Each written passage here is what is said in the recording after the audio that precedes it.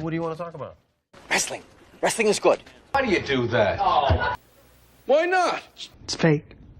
Wrestling's not fake!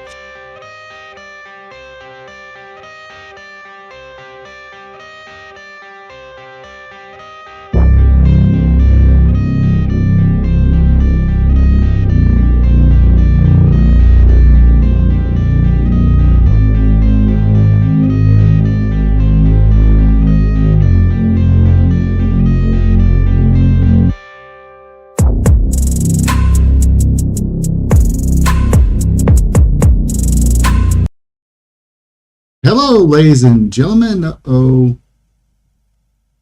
Where am I at?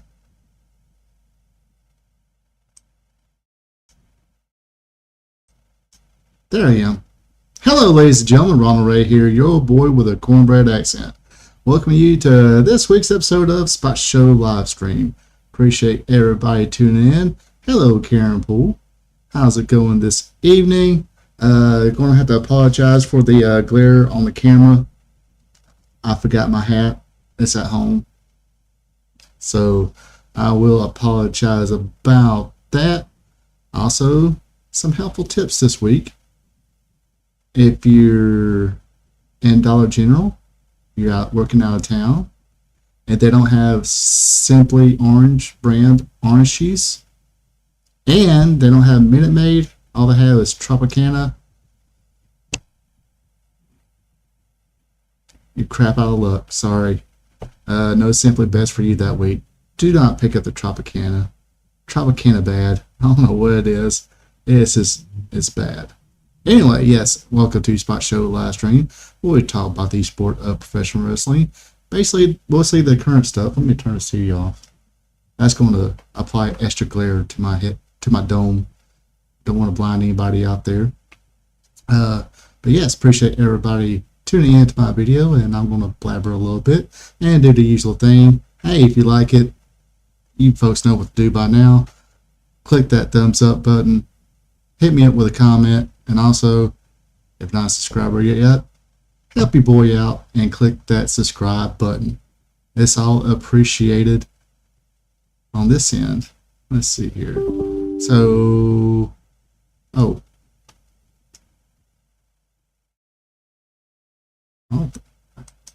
I must have, for some reason, went to automatically record. Unfortunately, not going to do Facebook Live. I am on location, and my laptop here, man, it's giving me some troubles here. It's a little older. I don't think this laptop's built for that. Neither is, hotel internet to multi-stream. Hell, my desktop's barely able to, but it sometimes does the job. But just going to keep it on Facebook tonight. What else can I babble about to waste some time for? Get a few more people up in here. And yes, I am live and living color, baby. Hit me up in the chats. I guess I could. Man, I'm scared too. I guess I could. Let me. Nah, that's gonna be. I'll have to do a bunch of other stuff. So I'll skip that for tonight. I'll just say, oops, sorry. People who usually check this out on Facebook Live. I'm not going to be able to do it tonight. But I will be able to do it tomorrow. I will hopefully be home tomorrow. I think. Should be home tomorrow. If it starts a little bit late tomorrow, I'll keep y'all posted. Not sure what tomorrow is going to bring yet. Usually the crew likes to leave a little early on Fridays. But with the rain, us constantly getting rain, might have to work a little later tomorrow, but we shall see when tomorrow comes. I think it's supposed to rain a little bit tonight, so if that happens, we might definitely shut down early and head our way home. Let's see what else. Man, that's about it on my end. Just a quick question. Am I on? Does everybody see me? Everybody hear me good?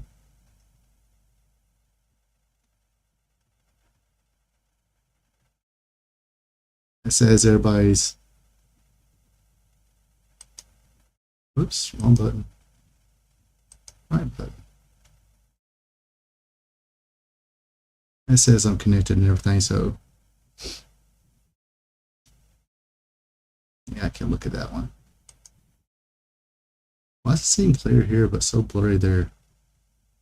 Anyway, well, I'll go ahead and get this show on the road. Oh, one more thing first. Gotta bring up the notes because, by golly, I can't remember every little detail in my head. Oh, quit doing that.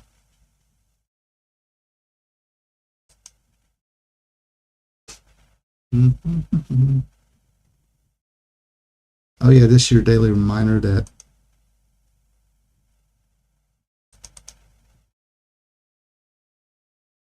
the most overrated show in the history of man is still Big Bang Theory.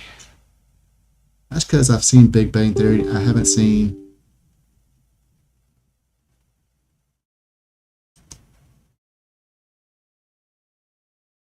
Saying I can't open. So the big news this weekend, WWE has, I wouldn't say really released people, just they have not renewed any of the contracts, or a few of the contracts, 3 in particular here. All right, first of those releases was Valhalla, formerly known as Sarah Logan. She was, I guess, contract again was up. I ain't really seen her on TV. Was she her and her husband expecting again, or something like that, or did she get hurt and expecting? Either way, she took to Instagram. The WWE star share heartfelt messages with the fans as she prepares to move on from the wrestling world. Yeah, here's what she said. I come to you with tears in my eyes because our time has come to a sudden end. WWE informed me yesterday they are letting my contract expire. To be completely honest, my ego can't help but be damaged.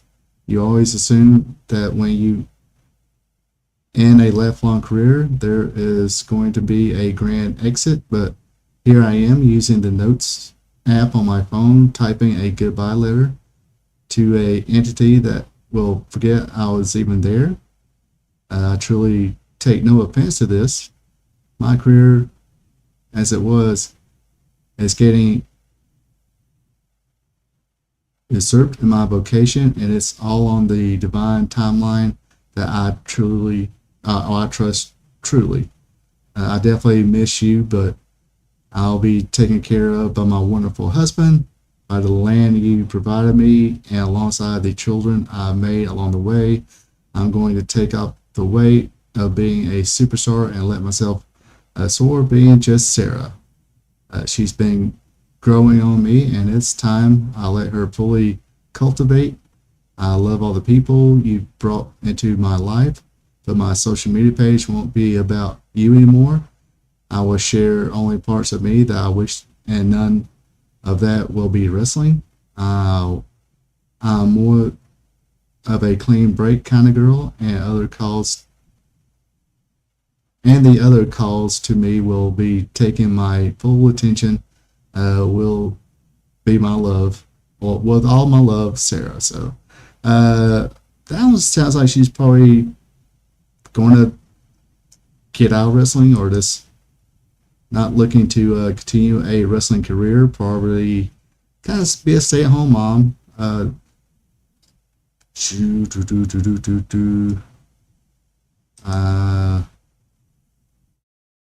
Let's see. Her husband's Ivar, I assume. I think. Uh-oh. Okay, we're going. I am very much. Hold on a second.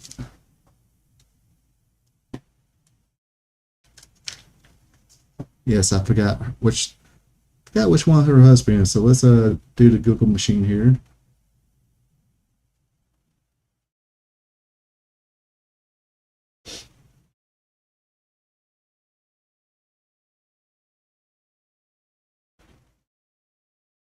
Uh-oh.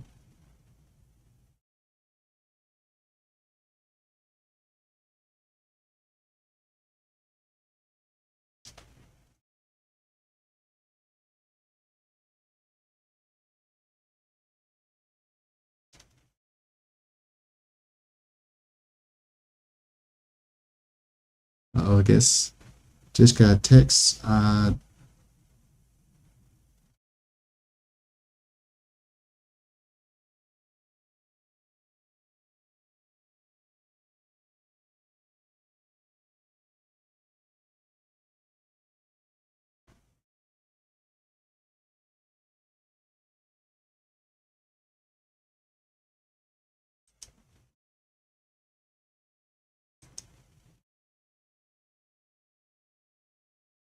Okay. Now it says I'm on.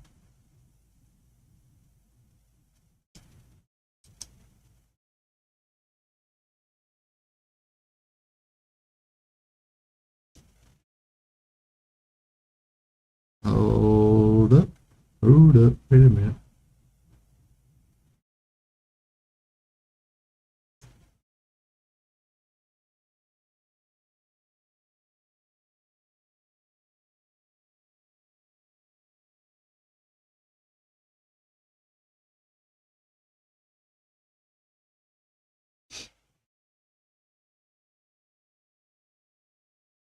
Excuse me. It's Eric, not Ivar. Hold on a second. Let me Okay. There we go. You see me now? Good. Yeah, it kind of it kicked me off a couple of times right before I started. So that's the reason I'm not doing Facebook tonight. I'm just doing YouTube.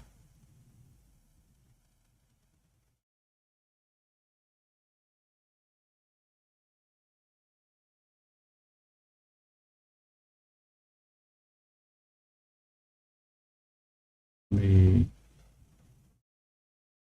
anyway. So yes, she is married to Eric of the War Raiders. Not my favorite tag team. I've said that a few times, but you know, I guess in this case, wife, couple of kids. I kind of hope he keeps his job there. Then again, I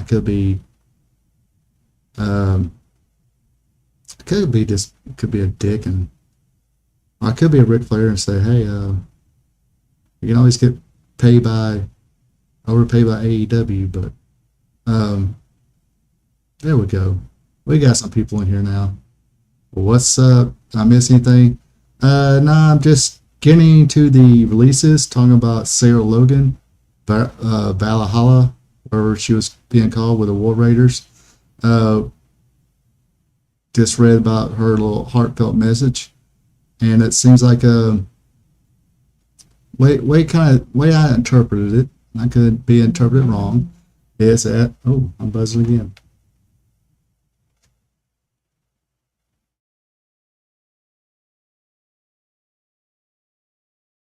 Okay. As long as people see me now. How do I sound? Is it too loud or not loud enough? Is it breaking up?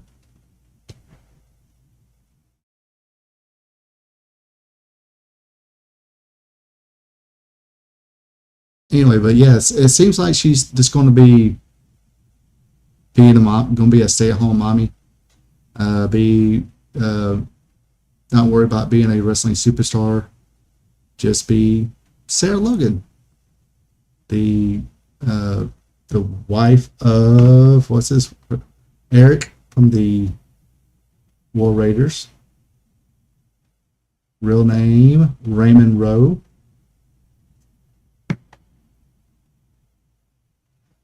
Yeah, I thought It's Purge. Oh, sounds fine. Oh, perfect. Okay. Sounds perfect now. But anyway, yeah, apparently she was at least still in the contract. I'm not sure if she recently got injured or thought she was expecting again, or just had another baby and they just ain't brought her back yet. But now they going to let her contract expire. But that's fine. What's this? All right.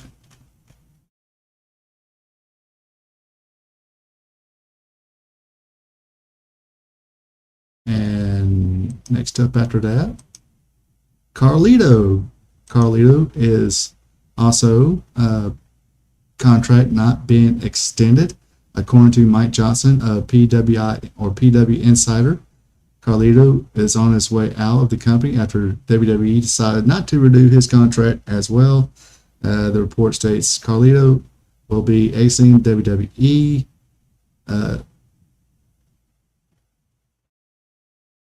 His current deal will not be renewed, and once it runs its course, he will be departing the company.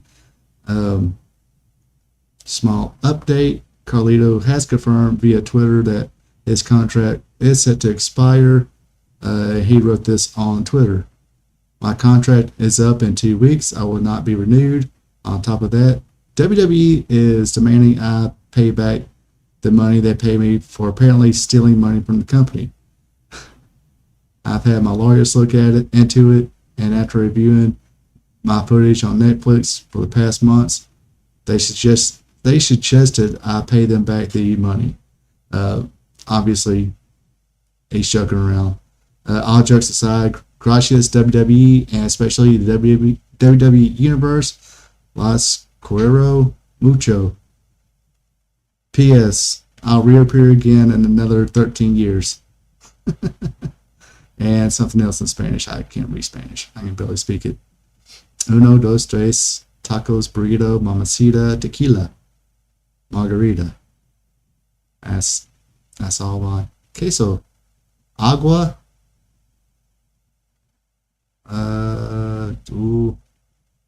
cemento. That's about it. That's all my Spanish. And of course, the big surprise release. Huge surprise release, probably the most controversial release ever, was that of R-Truth. Ron Killings, his real name, 53, has confirmed that he is no longer with the WWE following what appears to have been his final match against John Cena. In a heartfelt post shared on social media, the veteran WWE star announced his departure from the company. And trust me, when I first seen this, I thought he was kidding around. I thought this was part of his shtick, part of the gimmick. June 1st, April. I probably won't that extreme thinking April 1st. Tell you the truth, I was thinking, we just had a bunch of releases. I guess he thought he was one of them. So, but then again, I don't think R-Truth would have, from what I hear, he's a pretty cool guy. And seeing him in shooting interviews, it seems pretty cool guy. Wouldn't take out people that bad. But anyway, this is what he said. I'm sorry to inform you all. I just got released from WWE.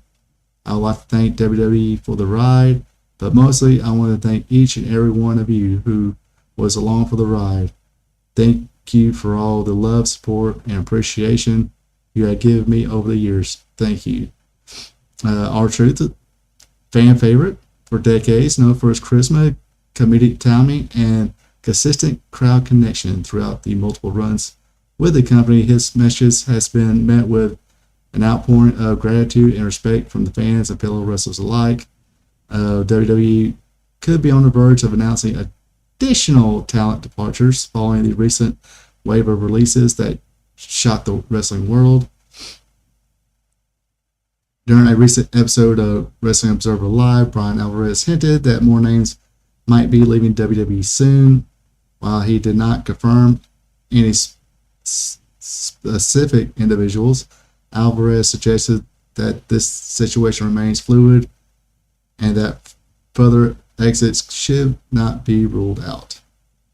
He said, I've been told that there might be other WWE departures as well, so this might not be the end. One name drawing attention amid speculation is The Miz. Of course, if you've seen any kind of reports, The Miz has totally deleted everything about the WWE in his social media account, X, I guess. Alongside one of the most loyal in the WWF and enduring performers, Miz has sparked concern among fans after quietly removing several references to the WWE from his social media accounts. Alvarez addressed the timing odd of this move. The Miz removing references to WWE from his social media would be a weird move to do if you're not being released. So yeah, where there's smoke, there's fire. At this time, WWE has yet to make an official statement regarding any further roster cuts, and The Miz remains listed on the company's active roster. However, with behind-the-scenes changes ongoing and the company's business strategies evolving post-TKO merger, nothing appears off the table. But I read somewhere where, and I do remember this, where a lot of usually when they do their releases through their purge, it's usually like 30 people once. Now it's kind of like, okay, we do 10 or 15 here, a few here, and you got 3 here. Like I said, R-Truth is probably the most shocking, so to speak. Maybe not so shocking since Ron Killings, R-Truth, rumored to be, or not rumored to be. I think it's knowledge that Ron Killings and Vince McMahon were tight. R-Truth was Vince McMahon's favorite character on TV. He's the one that made him laugh. And I think what they were, about as close to any, employer could be as far as, hey, they talk and don't talk shop the whole time, type of deal. But let's see. But yeah, it's not meant with the fans are definitely not liking this. I don't like it. I figure Ron Killings could be one of those lifer employees, for a long time. I mean, even maybe after he's done, maybe an agent or something like that. But right now the cards are not on the table for that. Another rumor and innuendo is that they offer Ron Killings a contract at a lower price, and R-Truth is like, nah, I'm not going to take a pay cut. So can't blame him there. This is where I will say, good thing that there's at least one more company he can go to if he wants to make about the same money he was making. That being AEW, if he chooses to want to go there. Or, I know TNA and WWE has a working relationship. I don't know, because remember, R-Truth was a star in TNA with BG James, Road Dogg, and Conan as 3 Live Crew. And that's when he came to TNA, he was K-Crush in the Independents, NWA Wildside, and other Southeast Independents. Then when he came into WWE, he was K-Crush. Then that's when he was supposed to be part. This is how long he was on the tail end of the Attitude Era. So this is how long, R-Truth's been wrestling. But so I guess they didn't have nothing for quick to do, so they released him. He wound up going to TNA and changed his name to Ronda Truth Killings. Was a heel, has a lot to get off his chest about the business at the time, and was a heel doing it, which was perfect for him. Became the first black NWA World Heavyweight Champion.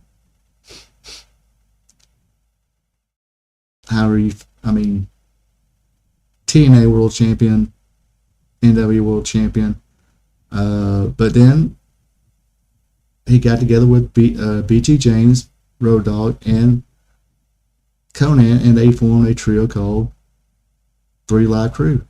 And they were probably one of the most entertaining things to see on TNA at that time. Joe King. But what did Carlito really do? He had the PlayStation PS5.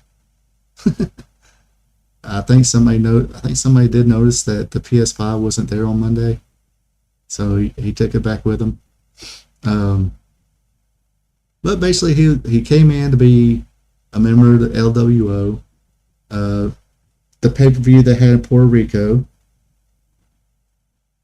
He helped was it Bad Bunny? They helped out, yeah, Bad Bunny, because he was against Damian Priest. Got a huge pop.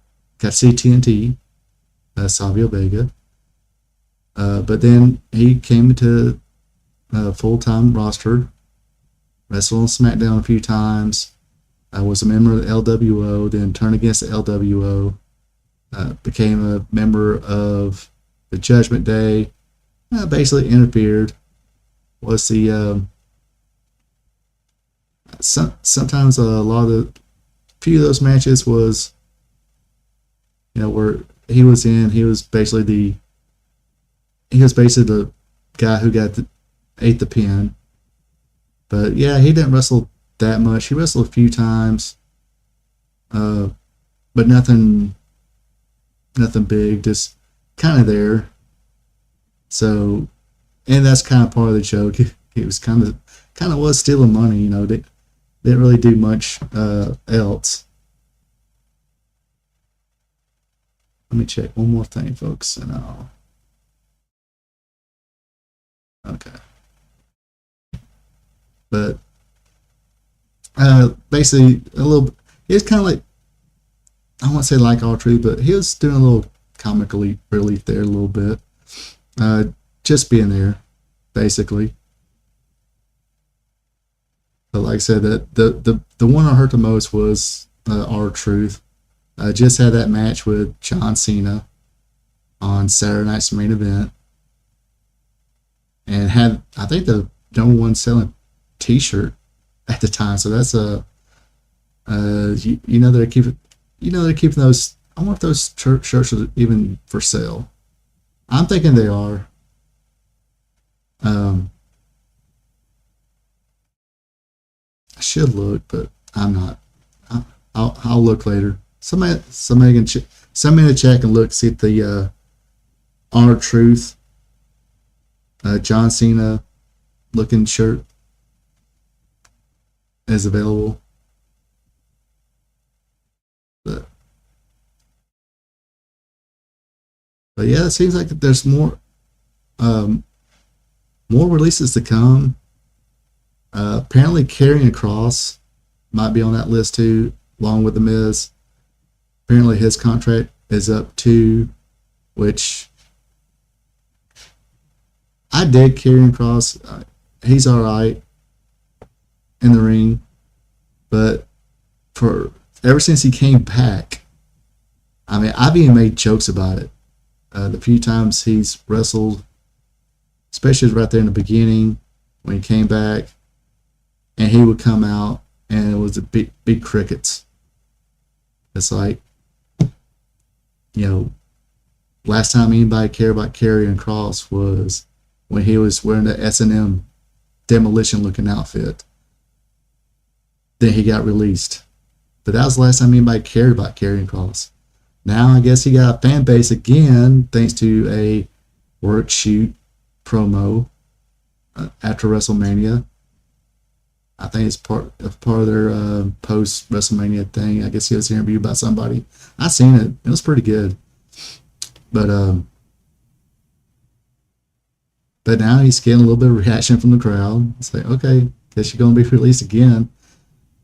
Or not released, but your contract not renewed. But that's why I think this is why they have the TNA working agreement and their own farm system, NXT.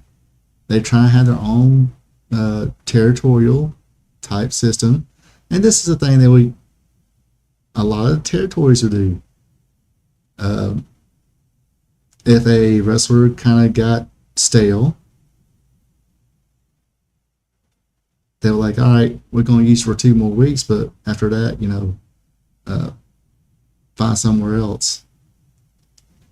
And they will bring either somebody younger or because Memphis, I mean, look how much young talent they would bring in to face Jerry Lawler, especially in the 80s.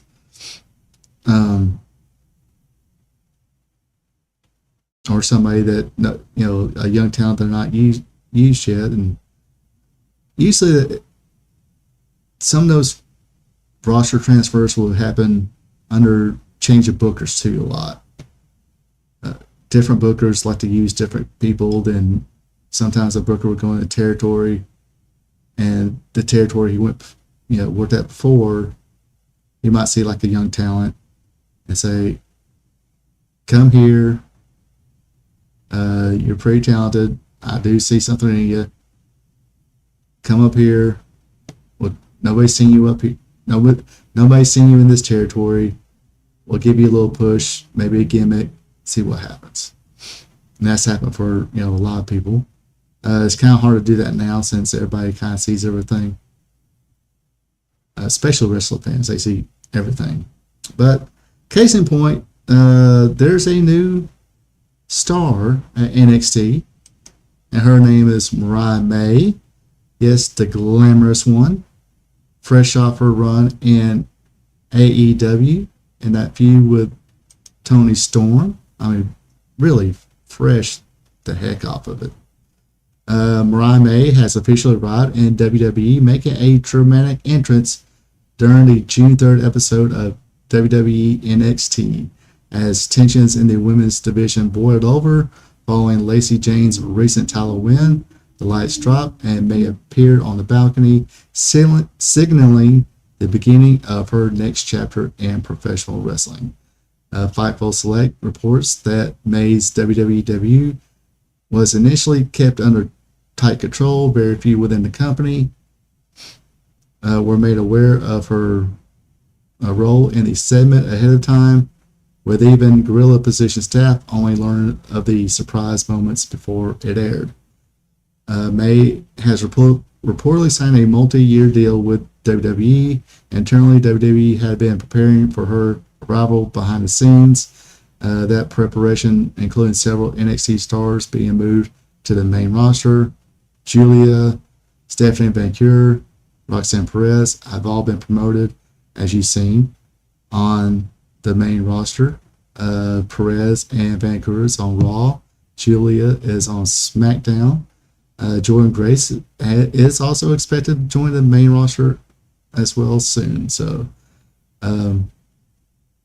basically, yeah, that's the reason Stephanie's NXT tots, right? What everybody thought was a surprising NXT loss to Jacy Jane, because apparently it wasn't a huge push for her, but she wound up winning a championship. Everybody's like, well, why didn't she just drop it to Jordan Grace, a legit contender? But apparently now we know Jordan Grace is apparently about to move to the main roster, which I mean, it makes sense. I mean, she spent a lot of time in TNA. She's had a couple appearances at Royal Rumbles, so why not? Need to bring people, especially ladies, in, because you got not only your WWE Women's World Championship and WWE Women's Championship to deal with. Now you have the WWE Women's Intercontinental Championship and WWE Women's United States Championship. Also, got to have some tag teams in it, so you got to bolster that roster a little bit, especially when we did release a few people in the women's division. That was, again, some of it shocking, some of it not so much. And say, hey, this is how it goes, or we'll try this, that, and the other, see how it goes. I think Jordan Grace would be good to bring in for either challenge for the U.S. or Intercontinental Championship. As of right now, they seem to be wanting to push Julia Vancouver and Roxanne Perez for the top championships, whether it be the Women's World or the WWE Women's Championship. And even any of those could probably match up well, and if they kind of bracket off in some kind of division wise, hey, your younger stars going to be doing the women's workhorse, secondary championships, and then your money stars, I hate to say it, because you use those U.S. and Intercontinental championships as stepping stones till, hey, if they're get over that much, hey, they're going to be in WrestleMania matches, maybe, and pay or premium live event matches for those top championships, the WWE Women's Championship and WWE Women's Championship. Can we just say Raw and SmackDown Championship? I wish they'd just do that. But but yeah, I mean, I like what I see out of all three or four of them really now. I've seen Jordan Grace a few times. She seems good female powerhouse wrestler. Vancouver, very good. She's all that. Everything that's been hyped about her, definitely deserved. Perez looks like she's going to be a star, and Julia looks like a pretty good technician in her own right. So look for big things out of those four. All right, what else we got? Speaking of which, how about we do some Money in the Bank predictions? Of course, this Saturday at the Intuit Dome in California. We're at in California. I'll tell you in a minute.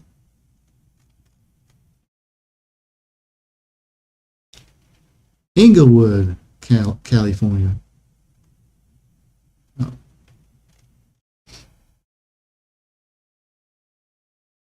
So yeah, you're gonna have a women's Money in the Bank match and a women's and a men's Money in the Bank ladder match.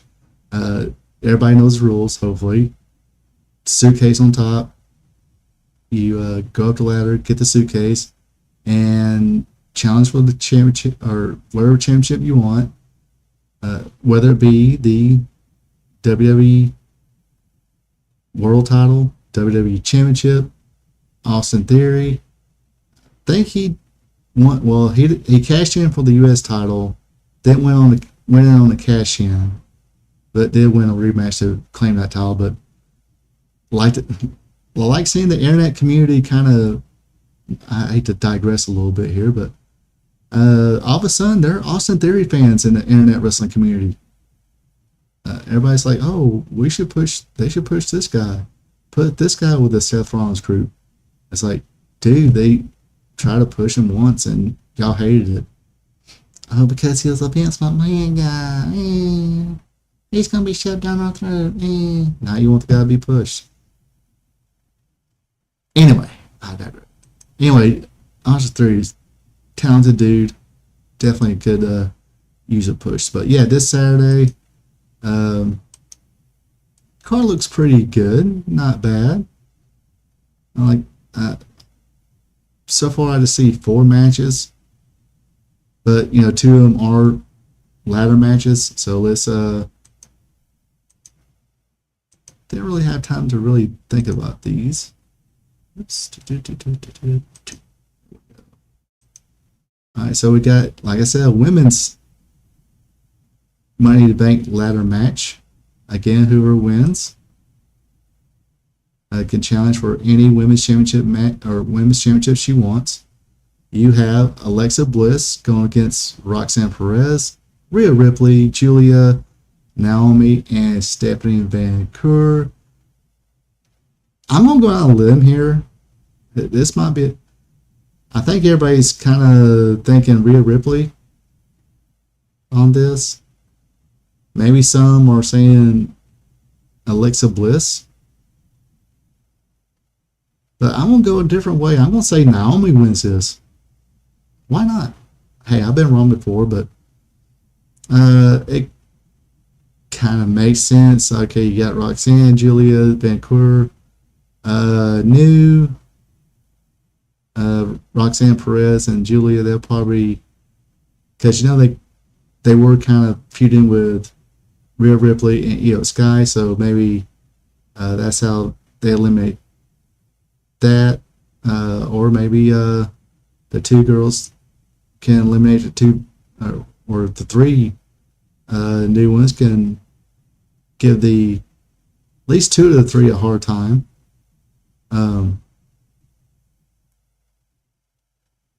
Because, I mean, Naomi's been doing pretty good as heel right now, I think. I mean, you know, she did lose that WrestleMania match, but you don't see Jay Cargill on this card. Yeah, I'm thinking Naomi's going to win this one. I don't think it's expected. Like I said, I think people more or less. I think number one, more people are expecting Rhea Ripley, maybe two Alexa Bliss, but I'm gonna go with Naomi on this one. That'll be my upset pick.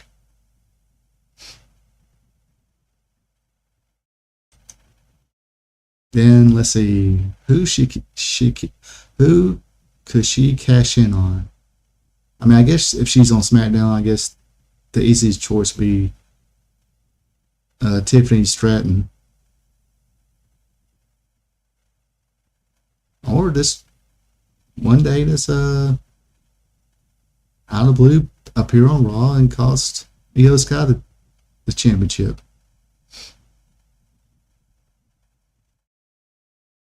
I can see that going either way.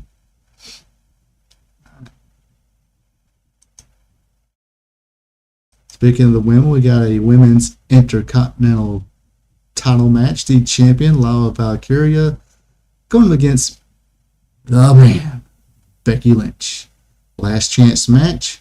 If Lynch loses, she can no longer challenge for the championship again.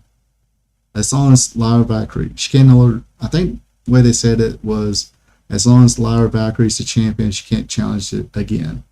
Now, if Becky wins, Lyra Valkyrie's got to raise Becky's hand, so a little bit at stake here besides the championship.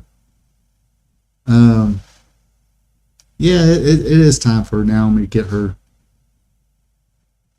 get a push. I mean,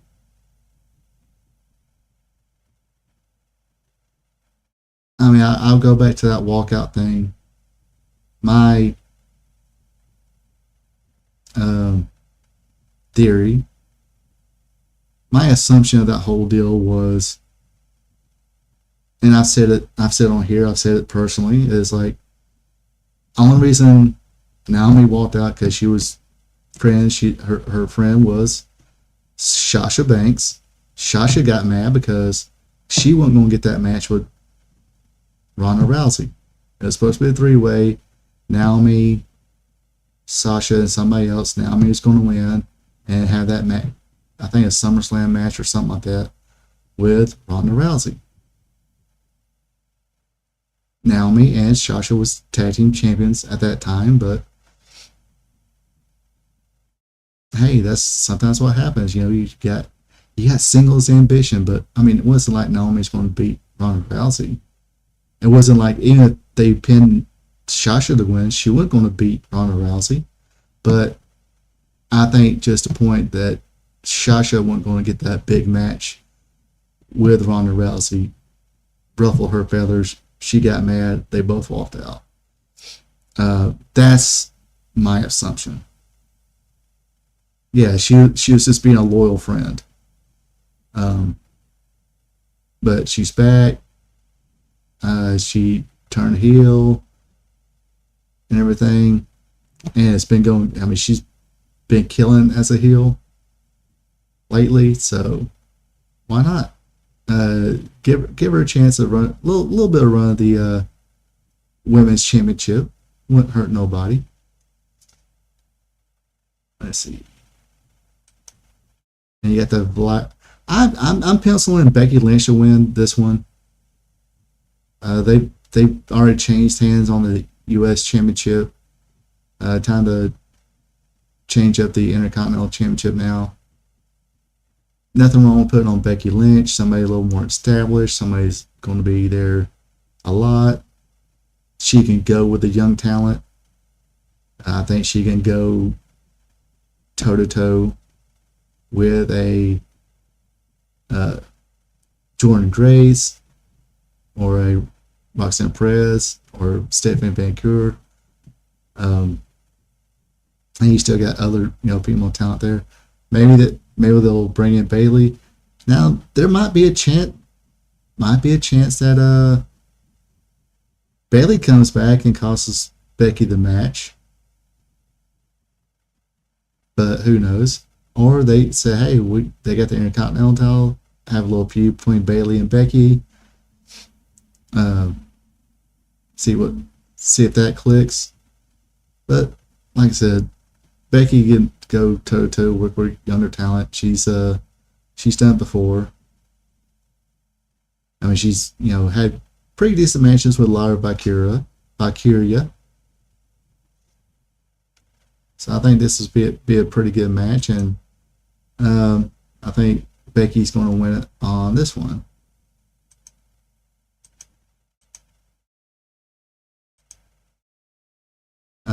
Tag team match here. You got Cody Rhodes and Jey Uso versus John Cena and Logan Paul. I think Logan Paul is there just to eat the win. Don't know who's going to pin Logan Paul, but Cody Rhodes and Jey Uso will definitely win this one. It's not going to hurt John Cena. He's not going to eat the pin. Logan is. And of course, Jay's probably should be coming in with bandages on his ribs. He took a couple tsunamis from Bronson Reed on Monday, so he should be a little hurt, a little bruised. So he can get the heat in that match. Cody comes in, beats a hero, and he'll probably be the one, maybe pins Logan Paul. Or Jey Uso hits a splash on Logan Paul, gets the win. Then, now I don't know the match order of the Premium Live event, so I'm just kind of going at random here. And this brings us to the men's Money in a Bank ladder match. You got Solo Sikoa, LA Knight, Penta, Seth Rollins, Andrade, and El Grande Americano. So let's see what we got here.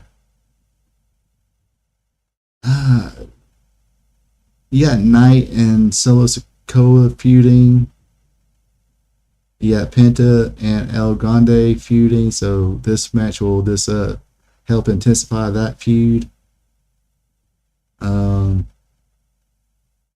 That leaves Andrade and Seth. Maybe there's nothing there, but I think this is going to be the no-brainer here. I think Seth Rollins probably picked this one up, unless, like I said, Sami Zayn and CM Punk maybe run down and cost him the match. if that's the case, my second choice would probably be,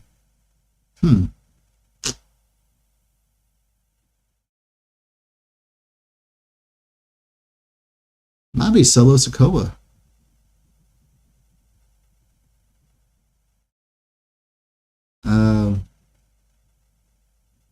Or it could be LA Knight. See, now this is where I'm kind of like deep in thought here. It's like, how can kind of the geeky fancy booking in my head. We all do it. Come on. Give me some ideas, folks. How we make this work. Because, you know, I mean, I do believe John Cena is going to wind up dropping it back to Cody.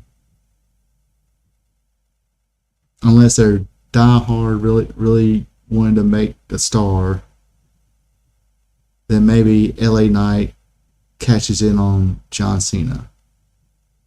But see, I'm thinking Seth Rollins wins the match. I'm thinking this match might take place before the tag team match. And even if this is the main event, it still works out. Maybe Jay goes into Monday because he's supposed to defend the title Monday against Gunther. And if Seth Rollins wins, I think Uso gets another surprise win over Gunther because it's not going to hurt him. Because I think he's well established enough to where it don't matter if he's. I don't think he really. I don't know. He kind of does kind of make a title more prestige, I guess. I think having a championship is more his gimmick, but still, what I want him to be a victim of Money in the Bank cash in, I wouldn't want to be. Jey Uso, I think you can do that with. He's popular enough now also with the crowd, not with the internet wrestling community. The IWC. I would love to see Americano, the Flipio. El Grande Americano. Chad Gable. Yeah, I wouldn't mind seeing that. But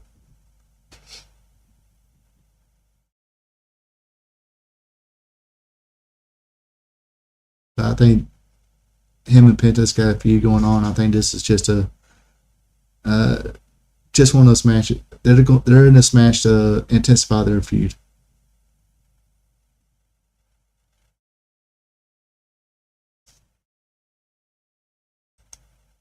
Nah. But yeah, I think I'm assuming they're going to do some kind of mask versus mask match between Penta and then El Grande Americano to show that he's Chad Gable.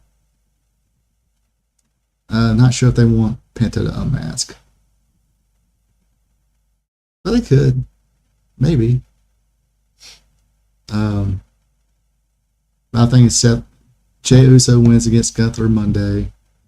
Of course, between Tsunamis, hellacious tag team match on Saturday. Gunther's going to chop and hammer down on Jey Uso, but Jey Uso's going to get a win somehow. I don't think he's going to get a submission win again or a tap out win. But I think as soon as that match is over with, Seth Rollins comes in. Seth Rollins with, of course, Braun Breaker and Bronson Reed playing his enforcers. Cashes in on Jey Uso. But yeah, he can go back this yeeting to everybody. Nothing wrong with that. But But yes, that's my predictions. I don't know. I mean, like I said, I don't mind seeing Solo Sikoa.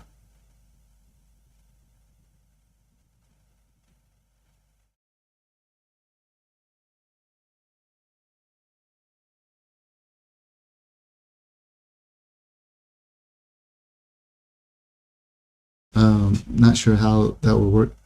I mean, if Solo wins, obviously, not obviously,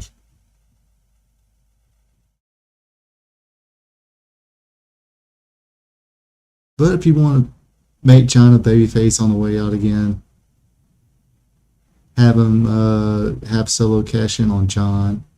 Even though I'm thinking Cena is going to put the title back on Cody, and which would allow Solo to cash in on Cody, or Solo can like play spoiled. I mean, they could easily twist everything, make a huge surprise, and have Solo cash in on Jey Uso or Gunther, or cash in on Jey Uso that night, and Solo goes against Gunther.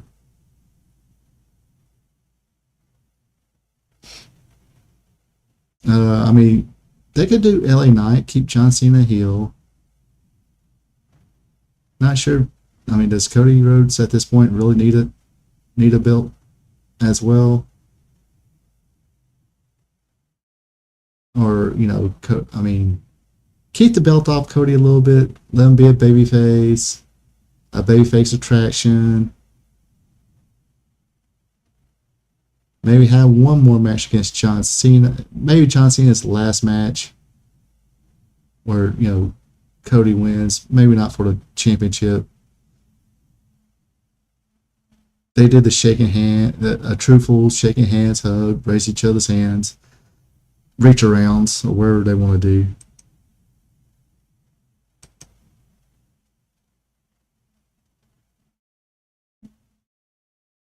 That way, at least in his last match, he can be a babyface again. I can see that. And I had no problem with Cody Rhodes not being... I don't think anybody has a problem with Cody Rhodes not being a champion for a spill. Let him just be a babyface attraction. Be in the big matches still.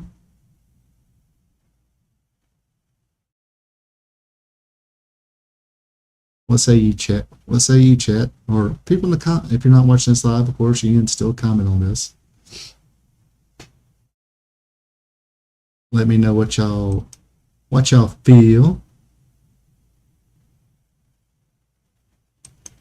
See how y'all feeling. Oh, sorry. Yeah, like I said before, I forgot my hat at home, so I might have a little bit of a glare. Hopefully, not too bad of a glare.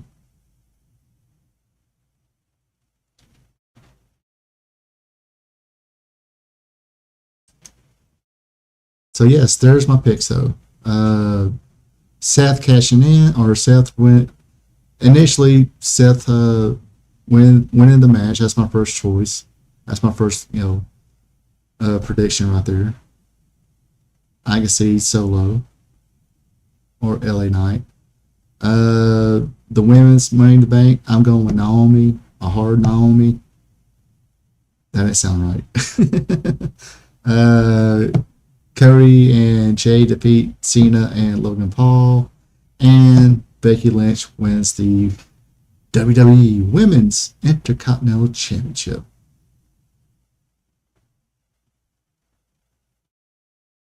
And of course, if I'm wrong about any of these picks, they will not surprise me. Wouldn't surprise me at the least.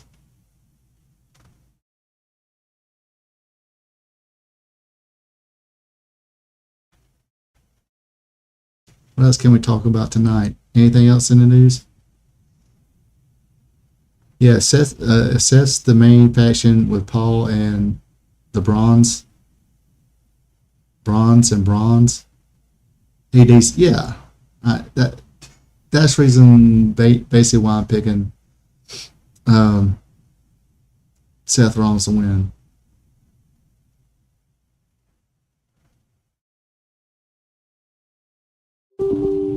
That way he can get more heat to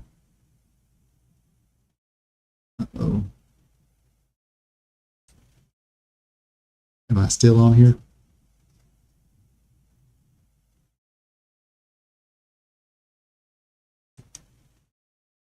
Okay, so far I am. There I am.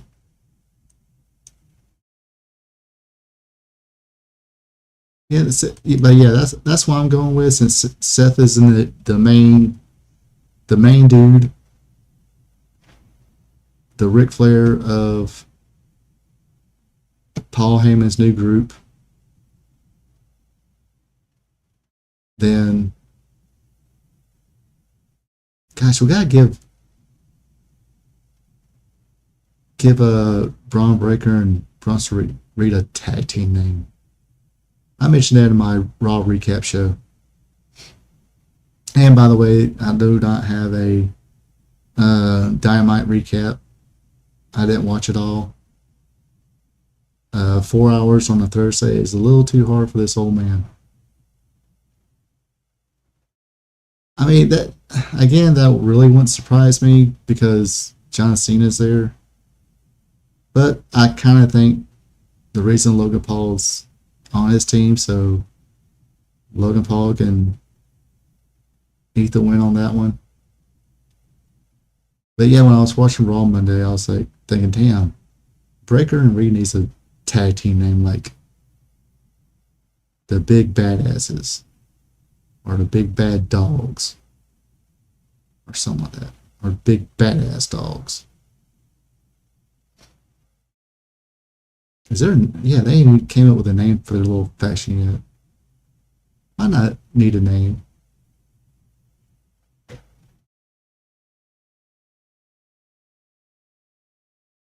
More. Yeah, because I was talking, well, just reading the internet, stuff like that. The questions posted plenty of times. Who would be a good fourth member of the team? Or at least fourth wrestler on the team. And a lot of people say Austin Theory. I don't know, the way that little situation's going down between him and Grayson Waller, looks like they might switch him to be a babyface. Since he's kind of being cheered in that situation, might as well go with it. I mean, I think he's pretty much been a heel at least 85-95% of his time in WWE, so I'm trying to be a babyface. And the kid can work.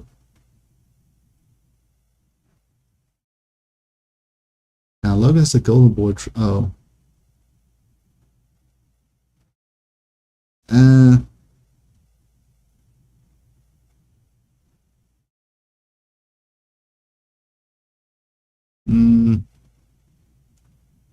I haven't really seen that, but I'll read every little thing. Yeah, I don't.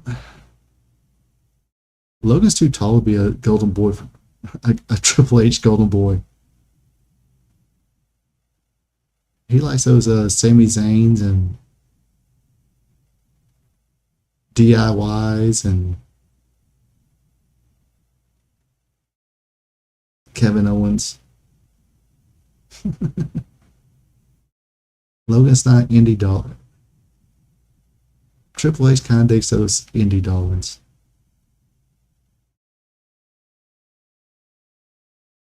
I mean, even Adam Cole was kind of one of Triple H's boys for a little bit.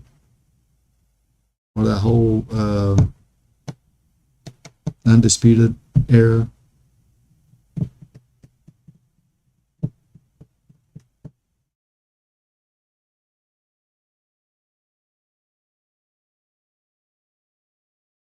I mean, it wouldn't surprise me, no, but I'd rather see Jay and Cody win that one.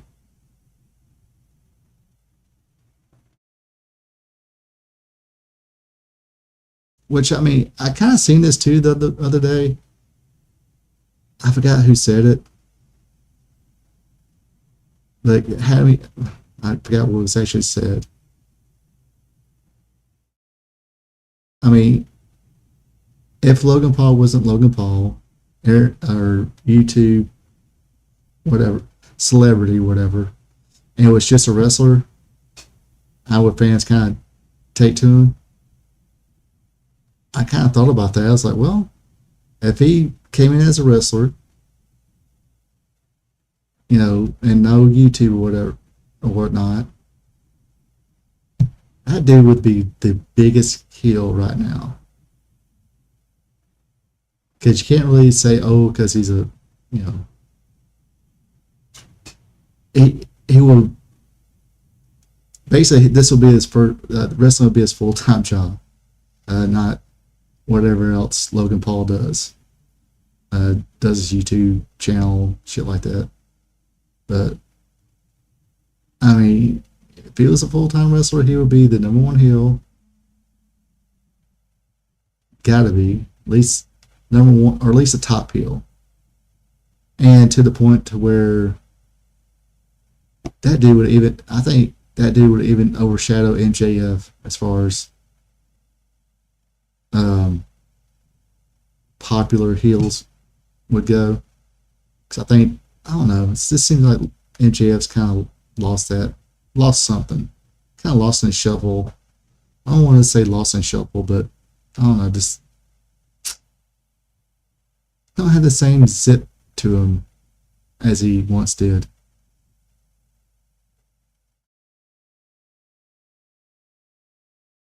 I mean, kind of like Adam Page, in my opinion. That's the reason I was pretty surprised when Adam Page won the match against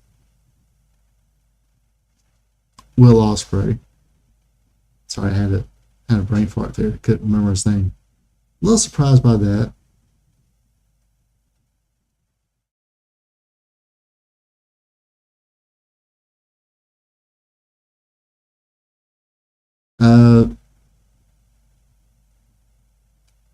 Oh, Del Rio. I mean, yeah, that dude has always kept in great shape. What's up, Patriots 12, by the way? Yeah, I mean, look at AJ now, and Randy. Randy Orton. At their age, they look better than, they look more like wrestlers now than they did when they were full time. I don't know. Del Rio, he always kept in pretty good shape though.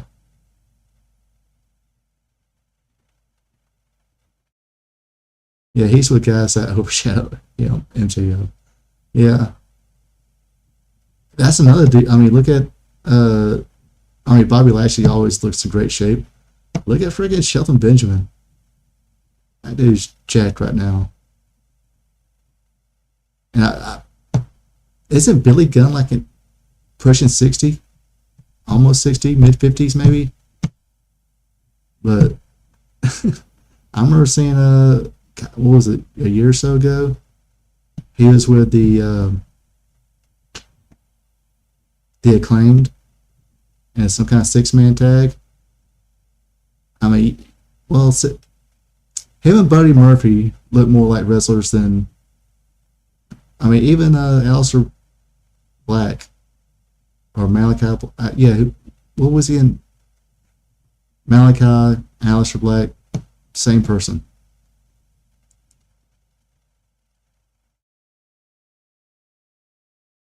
You think so? I mean, Gable's dude. Gable can freaking go, man.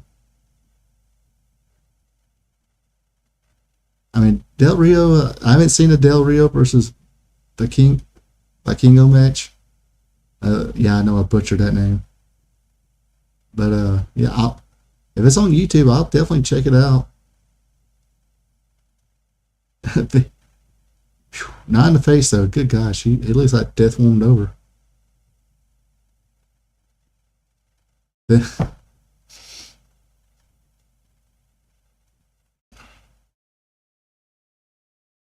As Bill Hicks once said, Yeah, I know I'm going to hell. But hey, they got better albums. I say this because I'm about to make this statement here. Yeah, Vince looks pretty rough in the face and everything. Maybe body wise or whatever, but man, these young girls are almost pushing him to an early grave, or not early. I mean, dude's pretty old.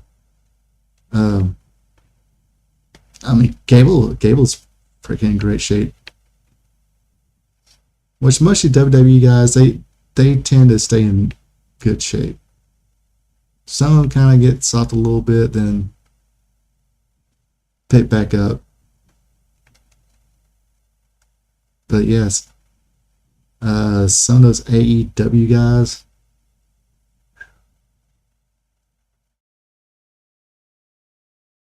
I mean, dude's pretty jacked. Freaking Powerhouse Hobbs.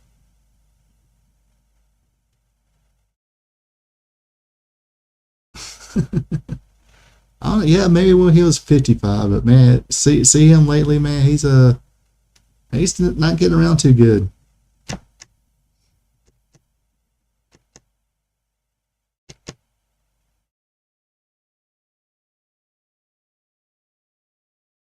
I don't know. I kind of dig the. I mean, that's kind of whole point of being kind of alternative, I think. So I'm kind of cool with WWE having not so many matches,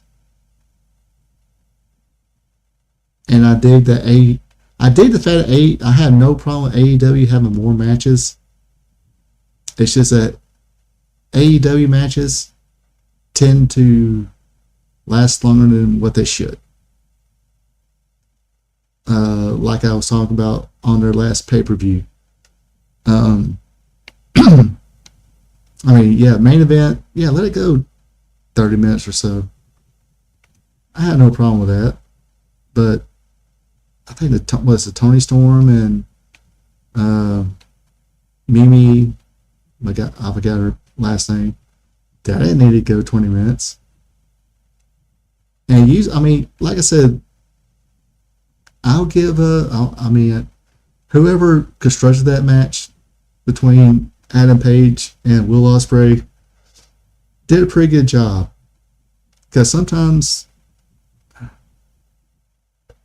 a lot of times I see Adam Page in matches, especially the ones that go way longer than what they need to be, is that Adam Page will get all the stuff in within 5 minutes. The whoever's wrestling against will get all their stuff in 5 minutes. Then they're lost. They're lost for another 10, 20 minutes. They absolutely look lost, in my opinion. Like I said, this is my opinion. I'm not sure what Jim Cornette has ever said about Anna Page in this matches, but I will say this: the Anna Page Will Ospreay match is probably one of the best matches I've ever seen Anna Page in. Just because it did go a long time, and it did go for a long time, and it did and Anna Page looked totally lost within 5 minutes.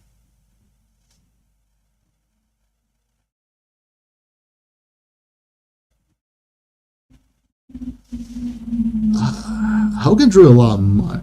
See, back in the 80s, that's what it was all about. It wasn't about TV ratings so much as it was, can you put butts in seats? Hogan put a lot of butts in seats. I'm not sure if he wants to come back.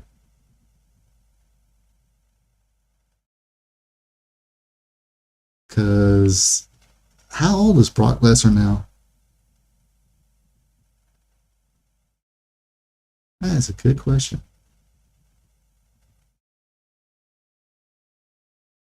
Oh,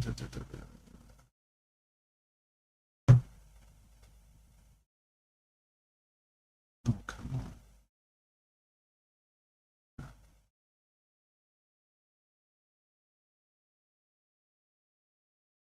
we go. So Brock Lesnar right now is 47 years old. I'm giving it maybe another 2 or 3 years for this whole case goes away. I don't even care to talk about. I don't even want to talk about it till it's over.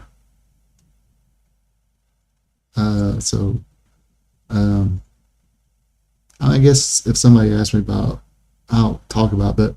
But as far as weekly discussions or whatever, I'm good. I done said my piece about it. But I'm saying, as far as that case is concerned, I'm saying at least 3 more years before they even, maybe before they even had the court case, or at least till it blows over, at least something like that. But by then, Brock's gonna be 50.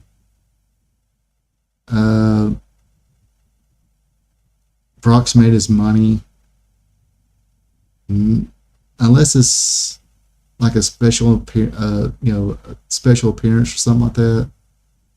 Maybe one more match, he might, but or just a quick little appearance at a WrestleMania.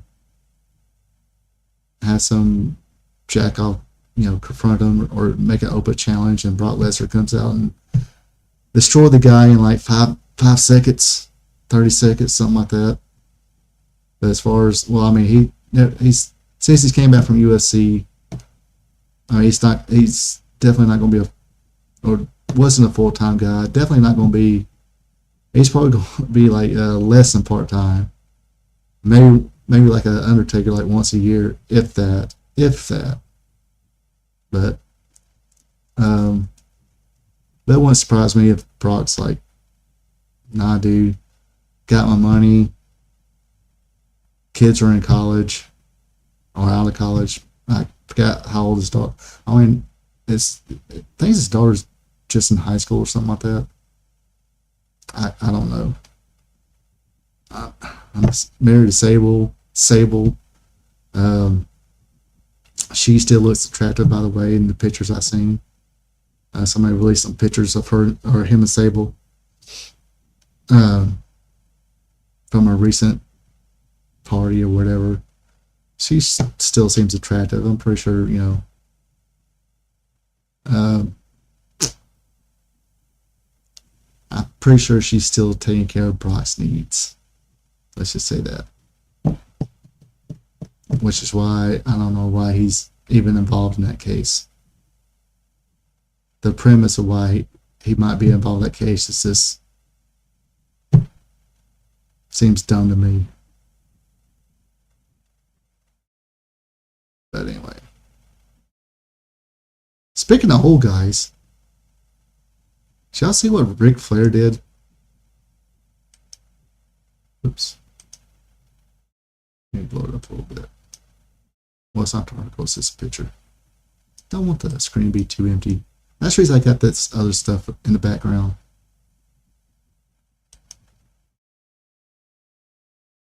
Just because I don't want to be too empty.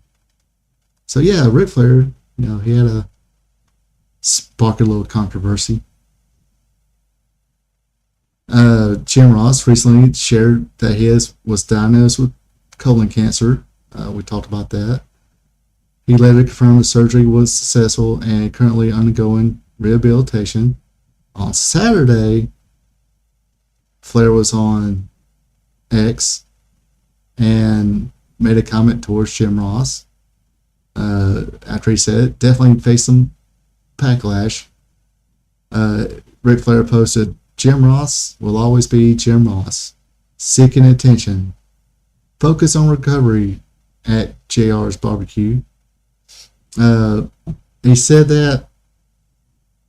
Of course, people took it to heart. Ric Flair did delete the message and later claimed that it was intended as a joke. I could possibly see it, Ric Flair being joking, but Sometimes when you're joking, Flair, even I do this sometimes. Even when I text people, I'll say something, then put just kidding or something like that. Just ribbing. The following day, though, Ric Flair released a lengthier statement clarifying the position and reaffirming his respect for Jim Ross. I just made it clear to the world in an article coming out on Sports Illustrated by Justin Barrasso that Jim Ross is on my tattoo on my Mount Rushmore along with Gordon Solie, Gene Okerlund, and Jerry Lawler. That's how I praise, because it was very difficult for me to leave out Tony Schiavone. But Jim Ross and Jerry Lawler were the greatest tandem ever. Nobody should be upset because two people have a difference of opinion. It happens in life. I lost my son. He lost his beautiful wife. We have a lot in common. We're both considered the best at what we do. Let's leave it at that. All the haters can focus on someone else now. So, probably at the wrong time, but apparently Ric Flair was just joking about that. I don't totally agree with his Mount Rushmore here, though. Sorry, Flair. Or not sorry. Gordon Solie, yes. Jim Ross, yes.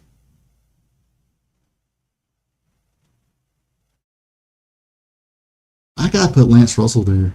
I gotta put Lance Russell on my. If I was gonna do a Mount Rushmore of wrestling play-by-play guys, I gotta put Lance Russell. Gordon Solie, Lance Russell, Jim Ross. I would have loved to put Joey Styles here, but Joey Styles should be where Michael Cole is. I've said that plenty of times. But things happen. But I guess off the top of my head, I guess, yeah, put Tony Schiavone in there. That's just because I've seen all four of these men in my lifetime.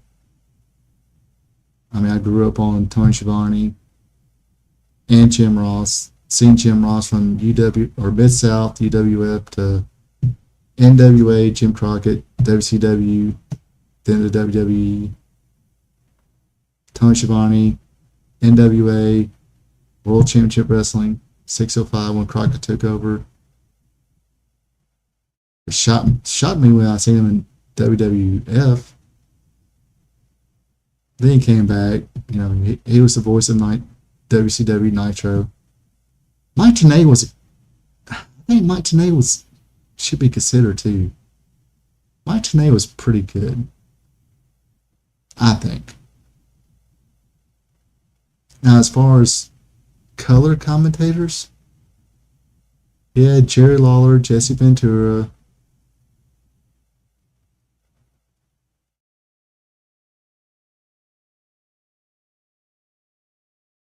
Gosh, this is kind of hard. Because I want to put Roddy Piper when he Roddy Piper wasn't that good of a color commentator. Even with Gordon Solie, I mean, I think it was probably the time because it was kind of fresh. Now Michael Hayes when he was color commentator in the UWF with Jim Ross, that was gold. Totally gold. I mean, that was gold.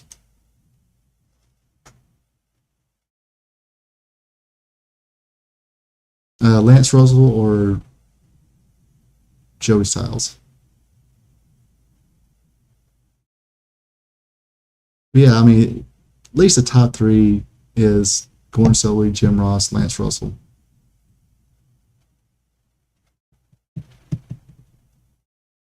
Bill Mercer was okay in World Class. Wasn't one of my favorites. Vince McMahon was. Now, Vince and Jesse was good. You know, Gorilla Monsoon went that. I mean, Gorilla Monsoon, even though he was a former wrestler, became a play-by-play guy. But I think Gorilla needed either Jesse or Bobby Heenan. Gorilla by himself wasn't that good. And I want to say the same for Vince McMahon. Vince McMahon needed that color person.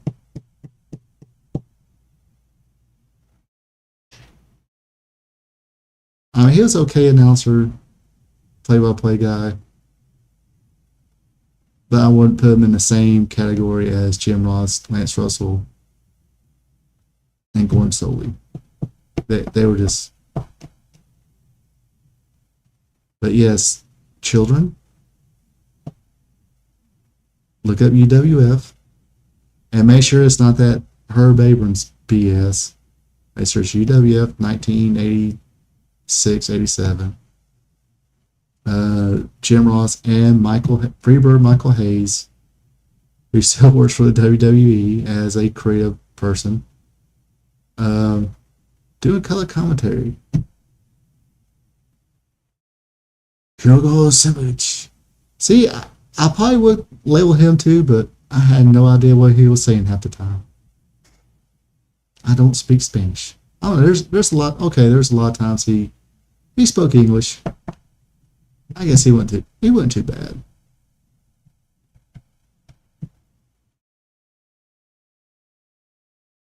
Rick Stewart would have been good too, except for he wound up passing away way too early, and I didn't know that till I watched an old tape, and they say he passed away. For years, I've been asking, I said, "Hey, anybody's ever heard of this guy?" That dude was actually a pretty good play-by-play guy.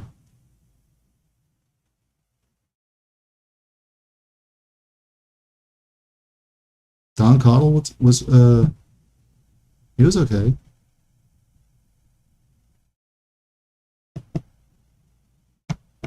Now Dave Brown by himself wasn't that good. It was.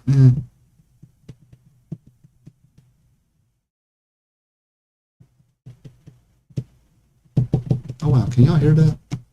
Let's pick it up on the thing here, or is that pick it up on the AC?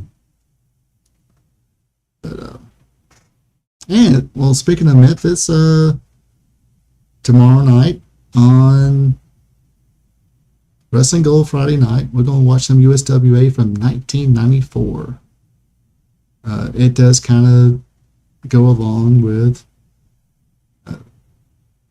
a few things in wrestling history tomorrow. So when I talk about, so pick that one out because I think it was maybe the last few appearance of the Dream Machine, Troy Graham. So seeing that was part of the history, then I was like, I wonder if I can find the TV on this, and I did. I'm gonna check that out. Don't usually go too far in USWA as far as too deep in the 90s, but I think why not? Tomorrow we'll do that. As far as tonight, I think I'm good for tonight. Hopefully everybody enjoyed themselves talking about wrestling. Let's see what else. I don't know how to end shit. Anyway, like I said, if you enjoy it, help your boy out. Leave some. If you're not watching this live, leave some comments. Actually, I gotta make sure this gets put on Facebook because I wasn't able to do Facebook Live. But of course, if you ain't watching live, come in with the comments. Click on that thumbs up button. Also, like I said, very helpful. Subscribe to this channel. All that stuff helps help this channel here. Helps it to grow if I quit stuttering. Actually, I'm pretty thirsty too. I forgot to bring a drink out. So anyway, that does it for me tonight. You folks have a good one.